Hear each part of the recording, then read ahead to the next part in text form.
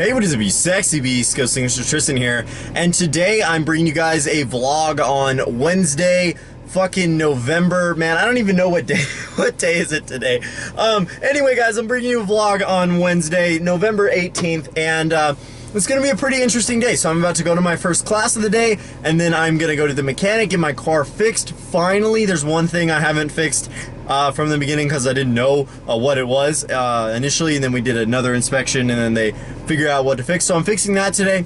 Then I'm gonna get my hair cut, see my girlfriend, hang out, relax, and so I'm gonna go to class. So I'm gonna take you guys along with me. $437.56 later, my car is fixed.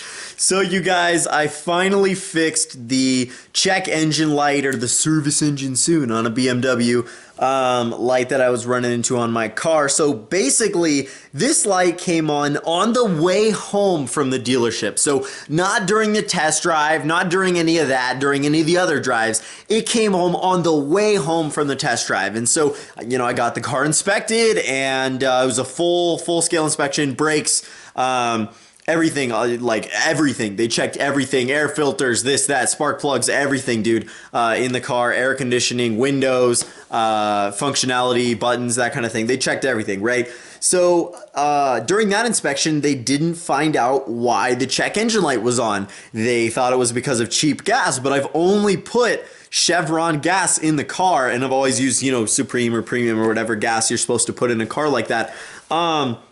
So I was like, okay, so it's not cheap gas, because the light would keep coming on, but it's weird. It would come on and then turn off, and you would scan it, and if you guys are car guys, it's a P0171 and a P0172 code. Those codes would come on, and so I'm like, okay, it's basically air that shouldn't be getting into the engine, it's like leaking, and it should be a vacuum sealed system, and it's not, that kind of thing. So it causes low performance, and it causes a lean gas or whatever, something like that. So I'm like, okay, well, I didn't know where it was coming from, and I'd fixed all the other stuff. I'd fixed the oil leaks, I'd fixed the alternator, the battery, that kind of thing. The alternator crapped out on me, and the battery was just getting old. So fixed those, fixed a whole bunch of stuff, the CV boot, leaking stuff here and there, and absolutely insane, right? So did all that, that's all good, replaced the spark plugs, that kind of thing. I've done a lot of maintenance on this car, you guys. Then I finally was like, okay, the check engine light came on, and like 6 other codes popped up, and I'm like, what the fuck is this? There's a misfire because of it, all sorts of crazy stuff. I just got the spark plugs replaced. This shouldn't be happening. What's going on with my car? So basically, I had to get another inspection, and it was a smoke inspection. So what they did was they actually put smoke over the engine while it was running, and it's not bad for the engine or whatever. It's a different kind of smoke. They weren't like puffing, you know, vape pens and shit. But no, so they did that, and then they found out that it was actually the, it was called a DISA flap. I don't know, something on a BMW. It's like a throttle flap, basically.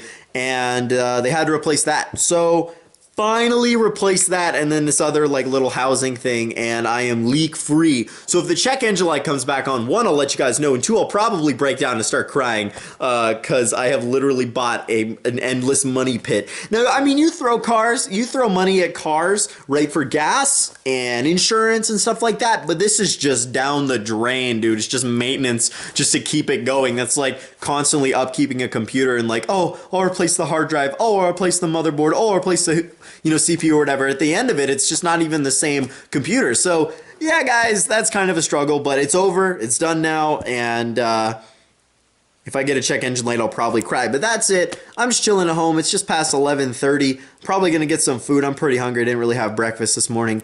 Had a donut and some coffee. That was about it. I made the coffee. The donut was in our class, which, oh my God, that reminds me of my class.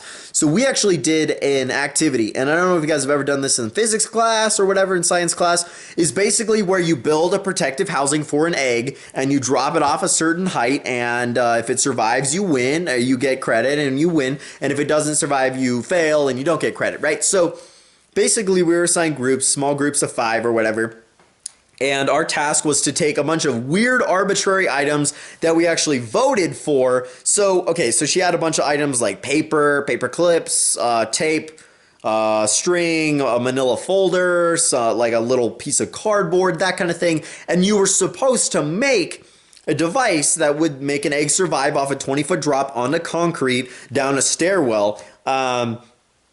Yeah, so what we did was we went in our group, and so we started thinking, I'm like, okay, I've done this once before, and in physics class what I did was I actually took an egg and I put it in a little jar of the, here, I'll go grab it. So it's a little jar of the marshmallow fluff. Yeah, marshmallow fluff. So if you guys are ever in science class wondering how you do this thing, it's a little jar of marshmallow fluff, and then I put the egg inside here. So here, this is our pantry. So I basically got one of these, and I put the egg inside of here, in the center, push it all the way down. Then I put this in a larger box. Actually, you know what's funny? I actually have the box I put it in. I put it in this box right here back in the day, and I put it in the center, and I surrounded it with a whole bunch of socks. I'm talking a whole bunch of socks. And then I duct taped the whole thing, and that's how I made my egg survive a 40-foot drop in physics, and I test dropped it. I tested everything, you know, by throwing it to the ground and everything as hard as I could, that kind of thing, and dropping it off of that ledge there from the second story, and it survived. So how did we do it with all these arbitrary items? So we first started thinking, we're like, okay, let's try to do it with, I don't know, let's try to do it with a parachute. And we're like, okay, we have a manila folder. Okay, so the supplies we ended up betting for and actually getting, because each group had a certain amount of points and you could bet on supplies. And so we bet on, and we won tape, paper clips, manila folder, and oh god, what was the last thing? Tape, paper clips, a manila folder, and rubber bands. So we got all that stuff, and we're like, ugh, how are we supposed to make this survive 20 feet? That's absolutely insane. So what we started to do and what we ended up doing was using the manila folder as actually protection and not a parachute. And we ended up using the envelope that the paper clips came in, because she didn't say it was excluded, right? The envelope the paper clips came in as the parachute, the string obviously to connect the parachute to the bag. And so the bag that the rubber bands came in, we put the egg in, and we surrounded it with a whole bunch of paper. We ripped up the manila folder and put all that paper in there, and then put the, you know, rubber bands around that bag, and then a whole bunch of tape around that bag. And then we had the parachute, which was an envelope, which was spread open. And I'm making sense, guys. But then we had the envelope, which was forced open by paper clips in the top so that it did not, you know, ever close. And so it was guaranteed to be a parachute. And then we connected it with string. And then we had a bag suspended by an envelope with string, and this is a little parachute, because we wanted to go with a big parachute and a small package, but we ended up going with a larger package and a smaller parachute, if you know what I'm saying, ladies.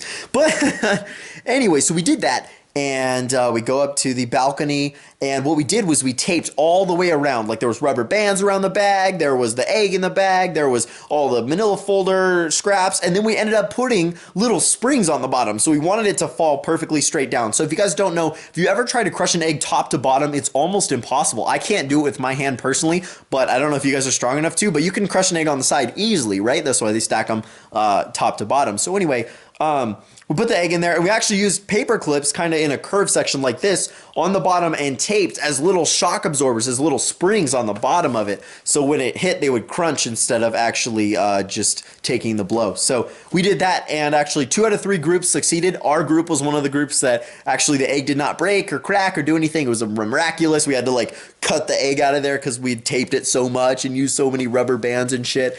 But it worked. I was really, really surprised, and the parachute actually worked, and it all fell, and that was actually the most interesting class we've had so far, and it was a great time overall. So that's pretty much my morning, guys. That's what I've done today, and it's been a good day so far. So I'm going to get some grub, and I'll be right back. All right, cuties. I was feeling somewhat healthy, and I could have been much worse, but I made chicken noodle soup. That's right, from a can. I heated it up on the stove. I'm so impressed. But anyway, I was really tempted to go to Sonic today, but I refrained. I'm going to start making a budget. I know it sounds so boring, but I'm going to start making a budget and see how how much money I spend on Starbucks, Dutch Bros, which is coffee, food in general, and going out to eat, that kind of thing, how much ridiculous amounts of money I spend doing that. Because I know I do, and it's ridiculous. So yeah, guys, I'm gonna enjoy my chicken noodle soup. I'm probably gonna grab a Mountain Dew. I actually have the Gamer Fuel. I actually have Mountain Dew Gamer Fuel. It's the blue kind before I go to class, but I may or may not do that. Sounds really, really delicious, though. I should get some water with this chicken noodle soup, even though it's mostly water, but it's gonna be amazing. I'll see you guys when I'm ready to go to my second class of the day. I have decided to get the Mountain Dew and then go to class. I ate chicken noodle soup. I looked at the classes for next semester. They're gonna be pretty interesting in my opinion. Man, my garage echoes a lot. And I don't know, you guys, as the days go on, as I get older, and as I make more money, I think about moving out more. You know, I love living with my parents. They're great, they're fantastic. It's a nice home or whatever, but I don't know. I mean, I think about moving out, and you know, I could afford to do so. It really just depends where and when, and I actually want to live with my girlfriend. That'd be really nice, but I guess we'll see how that goes. Hey guys, so I got my hair cut and it sucks. It's gonna look good in about 2 weeks, but it sucks right now. Typical haircut theory, man. It's like, it looks brutal and then 2 weeks after or like a month after it looks perfect and you never want it to grow any longer than that. And then it just looks awful, or it starts to get kind of too long. But when you first get your haircut, it looks the worst. So yeah, guys, I'm pretty hungry. I tried to register for classes today. That didn't really work. I can't register until tomorrow, so whatever. But I kind of know what I'm going to take, and I'm going to get some food because I'm hungry. What is this, you ask? Ladies and gentlemen, that is a PB Waffle Witch. No, I'm just kidding. That's not the official name. It is a waffle PB&J. I mean, I don't know how else to explain it. It's pretty solid. It's pretty delicious, and I'm going to get right into it. So anyway, guys, my plans for later today, I'm going to make this video that you're watching. I'm going to make a Japan crate video later tonight. I'm going to go see my girlfriend. She actually got a new cat. I'm really excited. I love cats. Yeah, so I am going to do that for the rest of the day. I'm going to enjoy my horrible haircut. And it's fucking whatever, dude. Roast me for it. I don't care. But anyway, really hope you guys enjoyed this video. If you did stay till the end and managed to listen to my boring day, then please comment Waffle Witch. Just however you spell it. I don't care. Comment Waffle Witch. I really hope you guys enjoyed this video. Stay sexy, you beasts. I'm GhostSickness, and I'm out.